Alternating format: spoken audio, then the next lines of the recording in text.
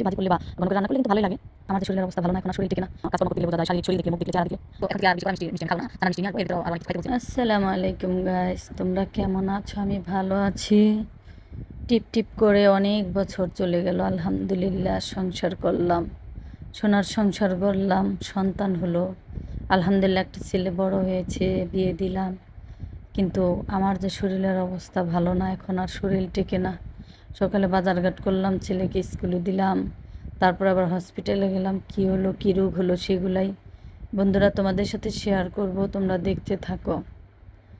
তো এখানে দেখতে পাচ্ছ সকালবেলা আমার হাজব্যান্ড বাজার করে নিয়ে আসছে, সেগুলাই আমি তোমাদের সাথে শেয়ার করতেছি।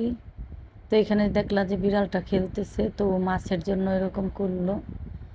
তো পশু পাখিকে ভালোবাসলে আল্লাহ তালা তাকে ভালোবাসে, আর রোগ সুখ দিলে নাকি আল্লাহ তালা তাকে পরীক্ষা করে। তো যত রুগী দেখ আল্লাহ, আমি কিন্তু আল্লাহর কাছে শুক্রিয়া আদায় করি যে আলহামদুলিল্লাহ ভালো আছি।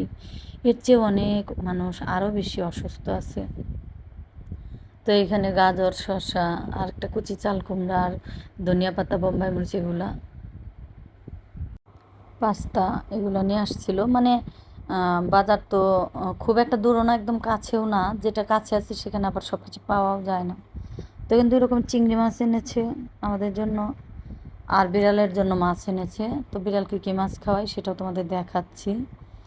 তো দেশি চিংড়ি, আর এই যে বড় চিংড়িটা বাচ্চারা খায়, আর ছোট চিংড়ি দিয়ে যে কোনো শাকসবজি ভাজি করলে বা ঘন করে রান্না করলে কিন্তু ভালোই লাগে। তো যে যেখান থেকে ভিডিওটি দেখছো বন্ধুরা, সবাইকে আন্তরিক শুভেচ্ছা, অভিনন্দন, ভালোবাসা রইল। ভালো লাগলে একটি লাইক, বেশি ভালো লাগলে একটি সাবস্ক্রাইব কর। তো এত কষ্ট করে ভিডিও বানাই বন্ধুরা, তোমরা তো দেখো না। তো এখানে 2 কেজির উপরে আছে বিড়ালের মাছ। এই মাছগুলো কিন্তু আমরাও মাঝে মাঝে 4-5 পিস ভেজে খাই, ইলিশ মাছের মতো ঘ্রাণ করে। তো সবসময় তরকারিতে খাই না। তো অনেক মানুষ কিন্তু এই মাছের জন্যই পাগল, অনেকে এই যে মাছটা ছোট ইলিশের মতো ঝাটকা, এটাও কিন্তু অনেকে খেতে পায় না। তো আলহামদুলিল্লাহ বিড়ালকেও খাওয়াই, আমরাও খাই। তো এরপরে আবার চলে যাব ছেলেকে স্কুলে দিয়ে, মানে যে রাস্তা দিয়ে ছেলের স্কুল, সেখান দিয়ে আমি আবার ডক্টরের কাছে যাব। তো অনেক দিন ধরে ডাক্তার দেখাচ্ছি। তো এখান থেকে অনেকগুলা প্রায় 50 থেকে 60 হাজার টাকার শুধু পরীক্ষাই করিয়েছি 6-7 মাসে। তোমরা বলবা যে গল্প গল্প না। তো আমার একটা না 2টা রোগ ধরা পড়ছে।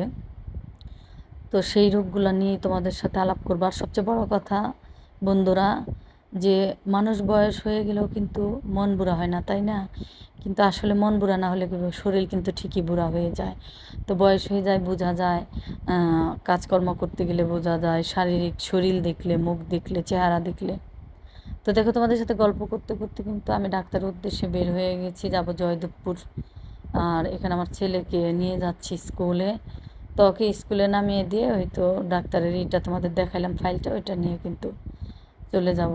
তো ওকে নামিয়ে দিয়েই চলে যাব। কিন্তু এখানে ঘটনা ঘটছিল, আমাদের 3 দিন যাইতে হয়েছিল। প্রথম দিন গেলাম, বলল 3 দিন ওষুধ বন্ধ রাখবেন। তো এই কথাটা ডাক্তার আগেই বলতে পারতো। আবার একদিন গেলাম, বলতেছে যে কি যেন বলছে খেয়াল নেই। তারপর বলল যে শনিবারে আসবেন। আবার শনিবারে গেলাম, বলে যে বিকালে আসবেন। তো এরকম আবার নিজস্ব আলহামদুলিল্লাহ গাড়ি আছে বলেই বারবার যেতে পারলাম। তারপরে রিপোর্ট আইন আবার ডাক্তারকে দেখাইলাম এখানকার। পর ডাক্তার দেখানোর পরে বলল যে আপনার ভিটামিন ডি একেবারেই কম। তো ওখানে এক্স রে করলো পুরো বডিতে, যে হাত পা অনেক চাবায়, এই জন্য ঘোরায় ঘোরায় পায়ে, হাতে, মানে যেখানে যেখানে প্রয়োজন। রঙিন ফটো তুললো, আমাকে দেখাইলো, আর বলল যে একদম শুকিয়ে গেছে। তো মাত্র 13.5 এত 13.5 পয়েন্ট ভিটামিন ডি নিয়ে তো একটা মানুষ সুস্থভাবে বাঁচতে পারে না। তা আপনি কীভাবে বাইচা রয়েছেন?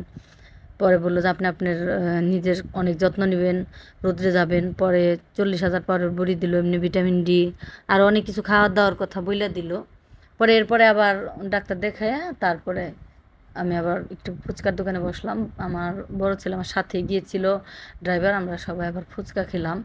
তো ডাক্তারের কাছে আসলে এই দোকানে ফুচকা খাই, এখানকার ফুচকাটা একটু ভালো লাগে, মজা লাগে।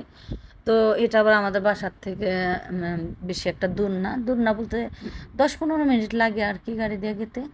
তো ওখান থেকে ঘুরে তারপরে আমি আবার একটা রিক্সা নিয়ে মানে একটু দোকানে যাচ্ছি। আরেকটা দোকানে একটু কাজ আছে, তো এখানে আবার জ্যামে পড়ছি, তো তোমাদের সাথে একটু শেয়ার করে দিছি। এই দেখতে পাচ্ছ অটোগুলা জ্যামে বসে রয়েছে, এত জ্যাম পড়ে আমাদের এখানে। তো আমার ছেলে সকালে যাওয়ার সময় হালকা জ্যাম পায়, তো 3টার সময় যখন ছুটি দেয় বাসায় আসার সময় কখনো 1-1.5 ঘন্টা 2 ঘন্টাও লাগে। তো দেখতে পাচ্ছ যে আমি কিন্তু অলরেডি চলে এসেছি। এর ভিতর আবার মিষ্টির দোকানে গিয়েছিলাম, তো ডাক্তার আমাকে বলেছে যে, আমি বলেছি আমি দুধ খেতে পারি না, তো ডাক্তার বলেছে তাহলে আপনি ছানার মিষ্টি খাবেন। তো ছানার মিষ্টি কিনতে গিয়ে ভাবলাম আমার বাচ্চাদের জন্য মিষ্টি নেই। তো তোমাদের সাথে আবার দেখাইলাম যে ফাইলগুলো, অনেকগুলো ফাইল, অনেক অনেক পরীক্ষা করাইলাম, অনেক টেস্ট করাইলাম। নিজের প্রতি নিজের বিরক্ত লাগে, আর এত এত ওষুধ খাই এখন আর ভাল লাগে না। তো ওষুধপত্র নিয়ে শরীর নিয়ে অনেক কথাই বললাম, বন্ধুরা তোমরা কিছু মনে করো না।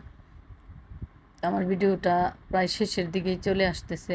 তো এখানে দেখতে পাচ্ছ বাচ্চারা কিন্তু লাল হলুদ মিষ্টিগুলো খেয়ে নিচ্ছে, আর ছানার মিষ্টিটা আমি কিন্তু 2-3টা খেয়ে নিছি। তো এখন থেকে আর বেশি কড়া মিষ্টি মিষ্টি আমি খাবো না, ছানার মিষ্টি নিয়ে আসবো। এর ভিতরে আরও অনেক কিছু খাইতে বলছে। তো আলহামদুলিল্লাহ তোমাদের দোয়ায় অনেক ভালো আছি। শারীরিক দিকে অসুস্থ হলেও আমার কিন্তু এমনি কোনো প্রবলেম নাই। তো তোমাদের দোয়ায় অনেক কিছুই আল্লাহ তাআলা আমাকে দিয়েছে। তো তোমরা ভালো থেকো, সুস্থ থেকো, টাটা।